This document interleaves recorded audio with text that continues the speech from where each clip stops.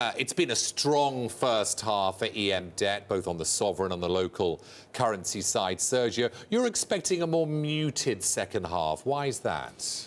Well, first half turned to be a beta market as soon as we got all the Mexican fears unwind, all the border adjustment tax eventually hitting manufacturing exporters.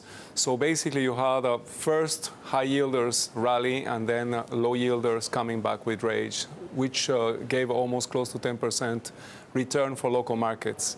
Second half is going to be a different story.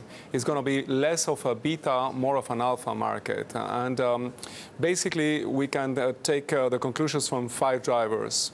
Monetary policy, we believe that the ebb is nigh, meaning that quantitative tightening is coming. And we know that quantitative tightening means that eventually the adjustment happens in prices. The good news is it's being coordinated as we see major central banks starting to move together, or more or less giving some signs of a plaza that we saw in January in 2016. So what does it mean? It means that when they move together, relative prices are less volatile. AIFX or interest rates differentials between the countries. So, but the path is towards higher rates and lesser liquidity. So this is why we say the ebb is nigh. Secondly, on the fundamental side, we expect China to stabilize and to pause on the tightening, which is good for commodities and oils that have surprised to the downside in the first half. On the idiosyncratic side, there were a lot of buy-on-dip surprises from Mexico, Brazil, Turkey.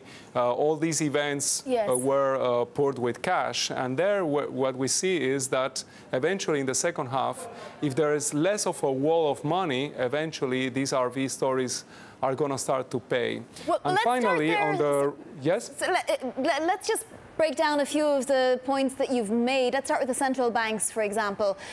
The emerging markets central banks haven't been as hawkish as perhaps the developed markets. They haven't been able to. Inflation is low there too.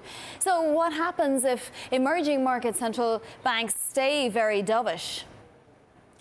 Well, you get a convergence, right? You get major central banks moving out of QE, going into QT, and emerging market central banks that are, of course, witnessing inflation expectations collapse, getting some comfort and eventually either not hiking at the same pace to maintain the same interest differentials, or eventually some of them dare do some cuts.